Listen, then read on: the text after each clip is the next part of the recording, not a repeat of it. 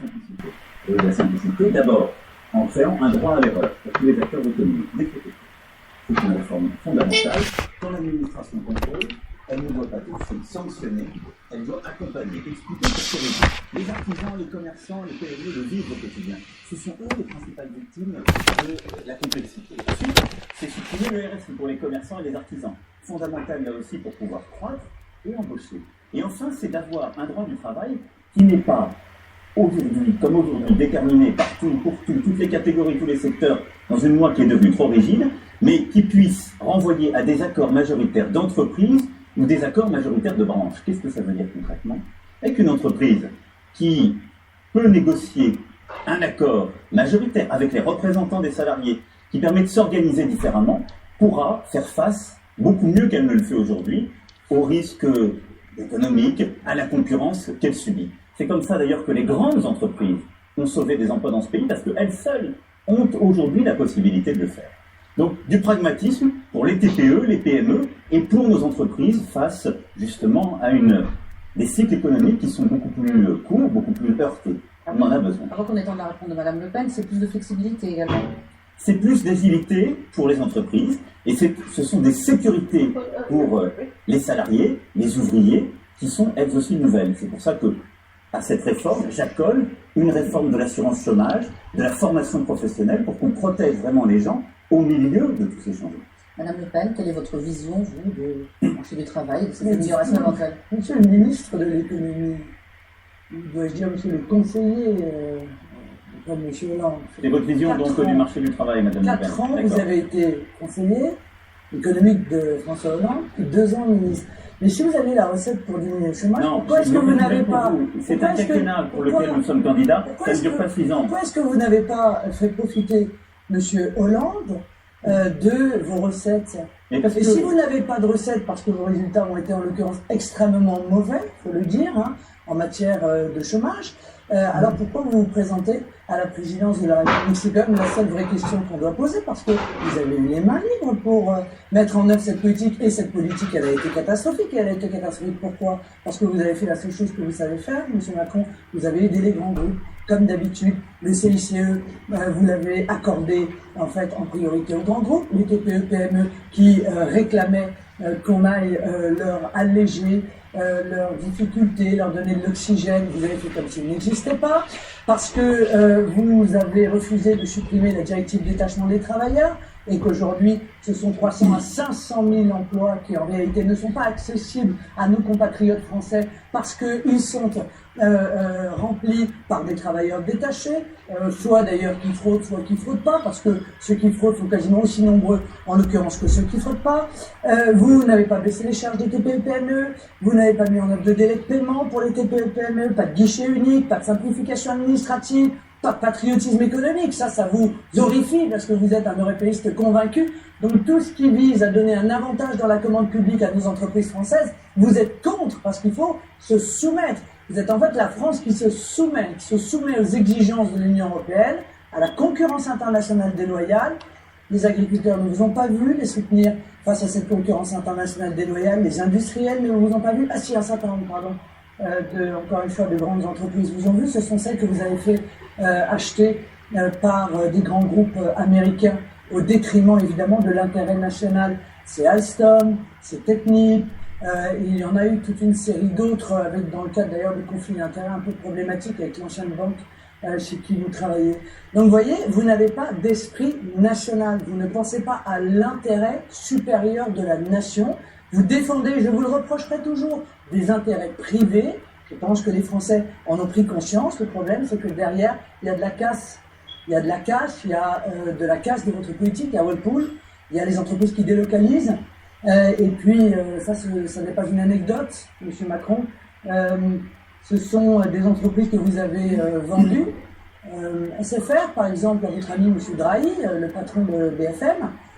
6 000 emplois, perdus. Ça fait donc à peu près 3 minutes que Mme Le Pen nous explique sa stratégie pour lutter contre le chômage en France. Je vous ai dit, baisse des charges des TPE, non, mais il n'y en a pas. Vous ne faites votre stratégie. Je vous ai tout donné, M. Macron, tout ce que vous n'avez pas fait. Mme Le Pen, ce qui est extraordinaire, c'est que votre stratégie, mais c'est normal, ça fait des décennies que ça dure.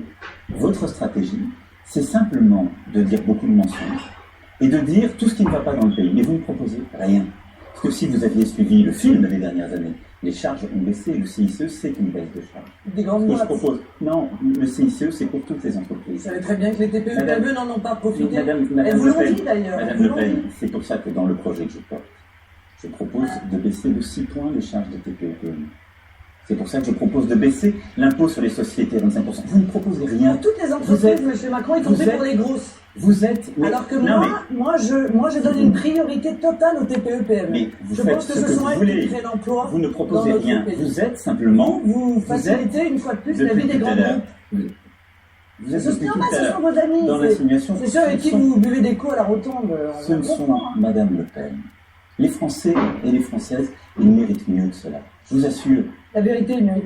Ils méritent d'abord la vérité, plus que les insinuations, parce que si vous étiez bien renseigné sur tous les cas industriels que vous avez cités, vous sauriez que c'est très différent. Je n'étais pas ministre quand SFR a été vendu, et SFR était la propriété d'un groupe totalement privé qui était Vous n'étiez pas ministre. Non, je n'étais pas Vous ministre. avez déjà commis ce mensonge devant 10 millions de personnes lors du débat que nous avions eu, et quand M. Dupont-Aignan vous a posé cette question. Évidemment, vous étiez ministre, vous avez été à la manœuvre sur l'intégralité de ces dossiers. Mais attendez, et vous pouvez décider. Puisque M. Montebourg refusait que SFR précisément soit vendu à M. Drahi, et le jour où M. Montebourg a été remplacé par vous, M. Macron, eh bien, immédiatement vous avez signé la vente. Madame Le Pen. C'est ça la réalité. Madame Le Pen, SFR était la propriété d'un groupe privé qui s'appelle Vivendi.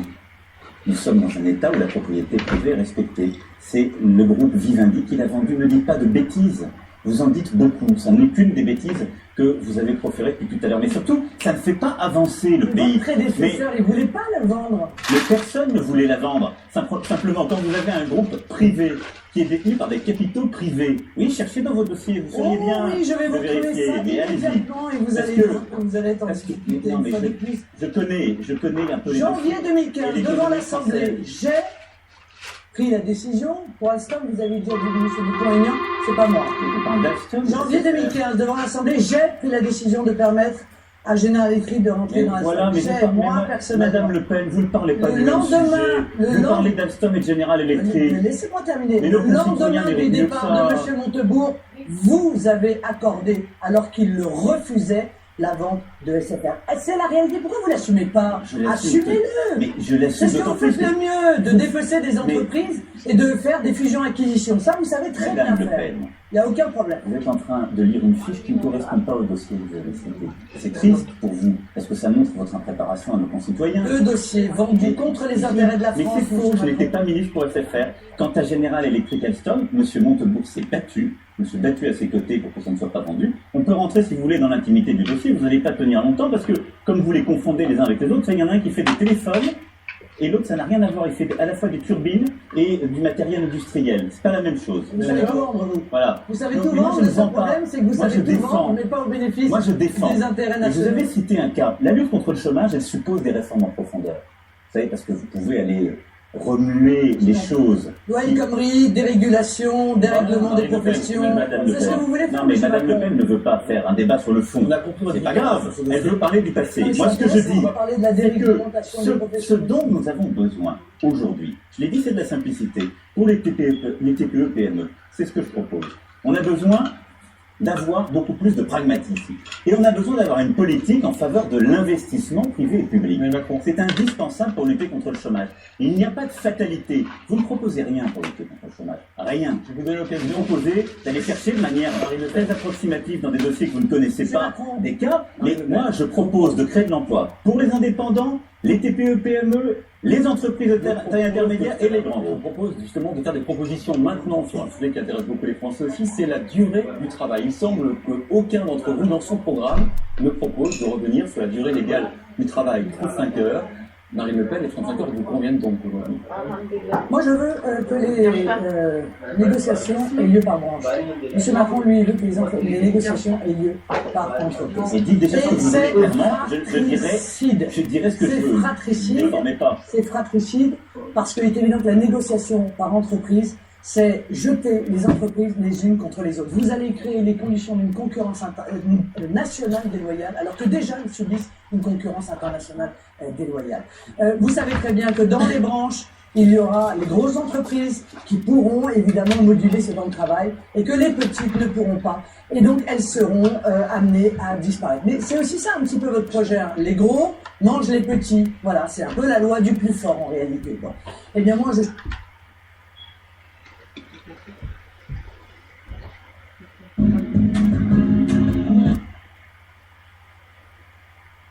Comme on se dit ça, par ordonnance, vous l'avez dit, on ne sait pas trop ce qu'il y a dedans. Je suppose qu'il y aura la disparition, je sais pas, du CDI, enfin toute la feuille de route qui est celle de l'Union européenne, que vous suivez, dont vous cochez les cases. Avec beaucoup de discipline, hein, il faut le dire. Vous êtes discipliné, vous êtes discipliné à l'égard de la Commission européenne. Oui. Je l'ai noté. On Eh bien moi, oui, non mais d'accord, mais cette dérégulation totale, cette casse du droit du travail, ça va être évidemment une politique de précarisation. Ça ne va pas créer de l'emploi. Ça va créer des chômeurs supplémentaires. Or, tant qu'on ne changera pas le modèle économique qui a été défendu par le système, M. Macron qui est derrière vous, avec tous les ministres socialistes là, que vous avez reçus, qui vous soutiennent, même le Foll, M. Le Foll, même Royal, même Taubira, M. Cazeneuve, avec les... Là, on comprend bien votre réponse sur les 35 heures, hein, c'est très clair. Eh bien, tout cela, ils ont été... Non, on a bien compris, là. Non, mais je veux dire, vous essayez de faire... Non, mais vous essayez de faire oublier... Vous essayez de faire oublier que vous avez participé à un gouvernement qui a mis en œuvre la loi El Khomri, qui a été une loi, encore une fois, de précarisation du travail, qui n'a pas créé un emploi, qui a créé un chômage qui est encore plus important depuis que vous êtes parti du gouvernement que quand vous y êtes entré. Mais ça, je vois que vous refusez d'en assumer la responsabilité. Non, mais je note que vous refusez encore une fois cette responsabilité. Donc les mesures que vous préconisez aujourd'hui, c'est bon, on les a vues. Si vous nous dites on va faire ça en pire, eh bien moi je dis qu'il faut évidemment radicalement tourner le dos à cette politique-là. Il faut enfin faire une politique de protection, encore une fois, des emplois et de développement des TPE, PME, parce que ce sont elles qui créent l'emploi dans notre pays. Et Macron, à votre tour, donc vous ne revenez pas vous non plus sur la durée légale de 35 heures. Non. Ce qui est extraordinaire, c'est qu'on ne répondez en fait jamais aux questions. Vous parlez toujours du passé et des autres. Mais c'est très bien, les Français comprendront que vous n'avez rien à proposer. C'est formidable. Moi, je vous écoute, vous parlez de tout. Vous écoutiez moi, de tout, vous entendriez ce que je dis, c'est extraordinaire. J'ai répondu. Donc, je suis, moi, simplement en train de répondre précisément parce que c'est ce qui m'intéresse, c'est la vie de notre pays. Les TPE, PME, qu'est-ce qu'elles demandent? Vous avez été voir les chefs d'entreprise. Ils veulent quoi? Plus de visibilité. Ils veulent pouvoir qu'ils soient TPE, PME, entreprises de taille intermédiaire. C'est pas du tout les grands groupes qui le demandent. Les grands groupes, ils gèrent très bien la complexité. Ils s'en fichent complètement. Mais toutes ces entreprises, de l'entreprise d'un salarié jusqu'à 500, elles veulent quoi? Elles veulent plus d'adaptation à leur réalité économique. Une entreprise qui est dans le BTP, qui a 2 salariés, elle n'a pas le même quotidien qu'une start-up du numérique ou qu'une entreprise qui a 500 salariés dans l'automobile. Ça n'est pas la même réalité. Et donc, il faut leur laisser la possibilité de négocier pour certaines un accord majoritaire d'entreprise. Les grands groupes seuls le peuvent aujourd'hui dans certaines circonstances et ont sauvé des emplois. Les chantiers de l'Atlantique à Saint-Nazaire, ils ont sauvé des emplois en négociant un accord d'entreprise qui a permis le chômage partiel. Vous les avez vendus aux Italiens aussi, cela. Arrêtez de dire des grandes bêtises. Pardon, vous les avez vendus aux Italiens? Mais si. Madame Le Pen, je n'ai rien vendu pour ce qui est des chantiers de l'Atlantique. Ils ont failli périr il y a 2 ans. Ils ont pu négocier un accord d'entreprise que les syndicats ont courageusement signé. Il y a eu du chômage partiel, aucun licenciement. Ils sont repartis, ils ont un carnet de commandes de 10 ans. Et ils ont été vendus aux Italiens. Non, ils n'ont pas été vendus, comme vous dites, à qui que ce soit, et ça n'est pas votre serviteur, puisque j'étais à ce moment-là dans la campagne présidentielle comme vous. Donc vous pouvez m'imputer tous les péchés des 30 dernières années, je suis dans la vie politique depuis moins longtemps que vous. Ça fait quand même un certain temps que cette opération d'achat était sur la table. Mais vous avez un gros problème avec les dossiers industriels, vous ne les travaillez pas bien. Ça faisait un certain temps que vous aviez, que ce dossier était sous votre coude. Non, Madame Le Pen, pour ma part, j'ai signé des contrats pour que des bateaux soient construits sur ces chantiers. Mais je vous dis simplement qu'ils ont pu signer ces accords qui donnaient la flexibilité, qui permettaient justement de garder l'emploi. C'est ce que je veux pour les autres entreprises. C'est ce que les chefs d'entreprise demandent. Et je suis aussi favorable à ce que, en particulier pour les plus petites, il y ait des accords de branche. Parce qu'une entreprise d'un, 2 salariés, elle ne négocie pas des accords d'entreprise parce que bien souvent il n'y a pas de syndicat. Et donc, pour les artisans, les commerçants, les toutes petites entreprises qui nous écoutent, eh bien, c'est au niveau de la branche qu'on pourra négocier justement les souplesses plus adaptées que dans la loi qui permettront d'embaucher plus facilement. Notre économie, elle en a besoin. Dans Elle en une a branche, besoin il y a parce des que... grosses et des petites entreprises. Mais oui, mais vous êtes... Il n'y a pas que des petites entreprises. J'ai compris que vous étiez aussi favorable pour la branche, mais précisément pour éviter que les plus grosses ne perturbent